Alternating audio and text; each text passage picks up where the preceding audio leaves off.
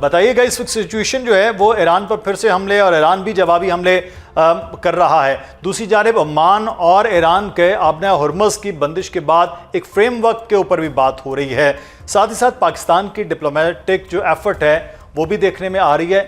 Updates اس وقت کیا ہیں آپ کے پاس؟ دیکھیں، دو چار چیزیں ہیں۔ ایران کے اوپر جب حملہ ہوا تو ایران کی جانب سے جواب نہ دینا واز ناٹ ایکسپیکٹڈ کہ وہ جواب نہیں دے گا۔ ایران نے اسٹریٹ آف ہارموز کے اوپر جو جہازوں پر حملہ کیا وہ اس نے اپنا right to implement the M O U کے انڈر کیا، کیونکہ article 5 of the M O U Islamabad memorandum of understanding ہے، وہ بڑے کلیئرلی واضح کرتا ہے کہ اسٹریٹ آف ہارموز کے ذریعے تمام تر شپنگ لائنس جو گزریں گی وہ ایران کے ساتھ کوآرڈینیشن کے ذریعے گزریں گی اور ایران کے کنسنٹ سے گزریں گی، اور ایران جب واٹر وے دے گا اسی چینل کے ذریعے گزریں گی۔ جو قطری جہاز تھا اور اس کے بعد جو انڈین جہاز تھا، یہ 3 جہازوں کے اوپر حملہ کیا گیا۔ وہ جہاز تھے جنہوں نے آئی آر جی سی اور ایران کے ساتھ کوآرڈینیشن نہیں کی تھی اور ایک نیو نارمل اسٹیبلش کرنے کی کوشش کی جا رہی تھی، یہ ایران کا کہنا ہے، جس کی بنیاد کے اوپر ان کو وارننگ شاٹس فائر کیے گئے تھے۔ یہاں یہ بھی کہنا ضروری ہے کہ کیونکہ آلریڈی ڈی مائننگ کا عمل ابھی چل رہا تھا اسٹریٹ آف ہارموز کے اندر، آبنائے ہرموز کے اندر، تو اس لیے بھی جو چینل دیے گئے تھے وہیں سے جانا ضروری تھا۔ اب اس کے جواب میں امریکہ نے کل رات کو بھی 140 جگہوں کے اوپر مختلف نشانات پر بمباری کی ہے۔ ابھی بھی ہم دوبارہ ایران سے ایکسپیکٹ کر رہے ہیں کہ ایران جو ہے ریٹیلیٹ کرے گا۔ ود دیٹ کل گزشتہ شب جو ہے گزشتہ روز سید عباس عراقچی نے عمان کا دورہ کیا، اور عمان کے اس میٹنگ کے اندر جو قطری ثالثین اور یہ کہا جا رہا ہے کہ پاکستانی ثالثین بھی شاید اس میں موجود تھے۔ قطر کی جانب سے یہ بات ایک جوائنٹ فریم ورک کی بات کی گئی کہ آبنائے ہرمز کے کنٹرول کے لیے گویا عمان، قطر اور ایران، لیکن ایران نے اس کو ریجیکٹ کر دیا، کیونکہ ایران کا یہ کہنا ہے کہ یہ آبنائے ہرمز جو ہے وہ عمان اور ایران کی ہے، وہ کنٹرول کرتی ہے، اور قطر کا اس میں کوئی رول نہیں ہے، اور قطر کا جو ثالث کا کردار ہے وہ صرف اور صرف ایک جسے کہتے ہیں اکنامک رول ہے، وہیں تک ہی اس کو اپنے آپ کو ثالثی کو محدود کر دینا چاہیے۔ اب جب میں آپ سے بات کر رہا ہوں تو ہم مزید اٹیکس ایکسپیکٹ کر رہے ہیں، لیکن پاکستان اس وقت جو اگر صرف اور صرف ایک ہی ثالث ہے پورے پروسیس کے اندر جو کہ نیوٹرل بھی ہے اور نان کنٹروورشل ہے، وہ ہے صرف اور صرف پاکستان، اور پاکستان کی جانب سے اس وقت بھی ایفرٹ چل رہے ہیں۔ ہم نے دیکھا کہ جمعرات کے دن جو ایرانی وزیر خارجہ ہیں سید عباس عراقچی اور پاکستان کے army chief field marshal Syed Asim Munir کا بھی رابطہ ہوا تھا، اور اس وقت بھی پاکستانی میڈیٹرز دونوں فریقین کو کسی نہ کسی طرح یہ چاہ رہے ہیں کہ ڈیفیوز کر کے جلد از جلد پاکستان کی ایفرٹس کتنی کارگر ہوتی ہیں یہ بھی بات کریں۔ بہت شکریہ انس ملک، آپ ہمارے ساتھ موجود تھے۔ ایران نے آبنائے ہرمز بند کیا، پھر ایران نے حملہ، امریکہ نے حملہ، اور اب ہم مسلسل جو دیکھ رہے ہیں وہ ہے کہ ڈپلومیٹک ایفرٹ، حملہ، پھر ڈپلومیٹک ایفرٹ، پھر حملہ، انہی حملوں کے ساتھ ساتھ چیزیں چلتی ہوئی نظر آ رہی ہیں۔ لیکن اس کے باوجود ٹرمپ نے جو اپنی ٹیم ہے، جیرڈ کشنر بھی ہے، اسٹیو وٹکاف ہے، ان کو کہا کہ بات چیت جاری رکھی جائے۔ 3 ہفتے گزر گئے، 5 ہفتے باقی رہ گئے ہیں، کوئی بریک تھرو نظر آ رہا ہے سر؟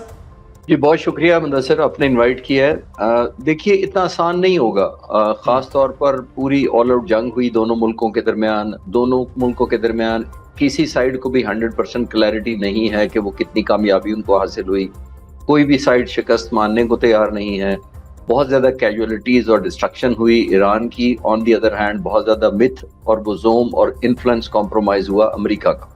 جی اب اس روشنی میں دونوں ممالک آپٹیکلی جنگ جیتنا چاہتے ہیں، اور اگر آپ نے کہا جیسے آپ نے پوچھا کہ 3 ہفتے گزر گئے اور 5 ہفتے رہ گئے ہیں، میرا نہیں خیال کہ اتنی جلدی ہوگا، کیونکہ دیکھیے ہسٹری سے سیکھ لیتے ہیں۔ جے سی پی او اے جو 2015 دسمبر میں سائن ہوا تھا، اس سے پہلے 25 مہینے پہلے انٹرم ایگریمنٹ سائن ہو گیا تھا نومبر 2013 میں۔ تو میں نے لنک کرنے کی یہ کوشش کی ہے کہ جب انٹرم ہونے کے باوجود 25 مہینے لگے تھے ان کو دوبارہ کنورج کرنے میں، اور یہ ذہن میں رکھیے گا کہ اس وقت دونوں ملکوں کے درمیان جنگ نہیں ہوئی، دونوں ملکوں کے درمیان اسٹیٹ آف ہارموز کا ڈسپیوٹ نہیں تھا، سب سے زیادہ ایران کے جو 87 اسپرچول لیڈر اس وقت شہید نہیں ہوئے تھے، 19 نیوکلیر سائنٹسٹ شہید نہیں ہوئے تھے، 20,000 انفراسٹرکچر تباہ نہیں ہوئے تھے، اور سب سے بڑھ کر اس وقت آیت اللہ خامنائی جو حکومت میں تھے ان کو کچھ نہیں ہوا تھا۔ اس لیے اب آپ دیکھیں کہ اب صرف یہ نہیں ہوا کہ جنگ جیتنی ہے، آپ نے ابھی جو بریل میں دیکھا جنازے میں آیت اللہ خامنائی کے، ایک ایلیمنٹ آف ہیٹ اور ریونج ایڈ ہو گیا، جو کہ ایک نیو فاؤنڈ ایک فینومنا ہے ایرانی کلچر کے دوران۔ ایک اور چیز بھی ایران کے فائدے میں ہوئی کہ جب ایکسٹرنل حملہ ہوتا ہے تو ظاہر ایک یونٹی آ جاتی ہے قوم کے اندر۔ جنوری اسی سال دیکھیے 6 مہینے پہلے بڑے زبردست مظاہرے ہو رہے تھے اور لگ رہا تھا کہ شاید حکومت ٹاپل ہو جائے کسی وقت بھی، اور ہم نے دیکھا کہ ایسا نہیں ہوا، بلکہ بہت زیادہ سینکڑوں یا ہزاروں کیجولیٹیز، شہادتیں ہوئیں، لیکن اس کے باوجود حکومت نہیں بدلی. تو وہ ایک ایلیمنٹ یہ دو ملکوں کا آپس میں ہے. تھرڈ ڈائمینشن کلوزنگ کے وقت میں اسرائیل فیکٹر ضرور ایڈ کرنا چاہوں گا کہ نتن یاہو کے لیے اس وقت جو ہے وہ ایگزسٹیشنل تھریٹ ہے یہ پیس ہونا، اور اس کے لیے سوئسائڈل ہے اگر یہ سائن ہو گئے. تو جتنا زیادہ امن ہوگا اتنا ہی زیادہ خوفناک اس کا کریئر ایفیکٹ ہوگا نتن یاہو کا. تو آئی تھنک آنے والے وقتوں میں یہ تو ساری چیزیں سر جو ہیں آپ کہہ رہے ہیں کہ لانگ ٹرم والا معاملہ ہے، لیکن پاکستان ڈپلومیٹک ایفرٹ بھی کر رہا ہے. اس میں ڈار صاحب کا عراقچی کے ساتھ بھی بات ہوئی، فرحان بن فیصل صاحب کے ساتھ بھی بات ہو رہی ہے، وزیر اعظم بھی قطر کا دورہ کریں گے. ڈی ایسکیلیٹ کرنا ایک چیز، آپ نے ہرمز کا کھول دینا، اور وہ چیزیں جو آج سے 2 ہفتے پہلے ہو رہی تھیں وہاں تک لے جانا، آپ سمجھتے ہیں وہ ممکن ہو پائے گا؟ جی میرا خیال ہے دونوں ممالک کے پاس مدثر صاحب چوائس نہیں ہے. دیکھیے امریکہ کے پاس ملٹری چوائس ہے، لیکن جب آپ ملٹری اپلائی کرتے ہیں تو پھر ملٹری آبجیکٹیو بھی آپ نے حاصل کرنے ہوتے ہیں، اور وہ اگر حاصل ہونے ہوتے تو 40 دن کی جنگ میں ہو چکے ہوتے. اگر وہ اس وقت نہیں ہوئے تو 40 دن اور بھی خدا نخواستہ جنگ ہو گئی تو نہیں ہو سکیں گے. میرا خیال یہ ہے نمبر 1. اگر یہ مانا جائے کہ 40 دن میں ایران کو گھٹنے ٹیکنے پر اور شکست دینے پر امریکہ کامیاب ہو جائے گا، میرا ماننا وہ بھی نہیں ہے کہ نہیں ہو سکے گا.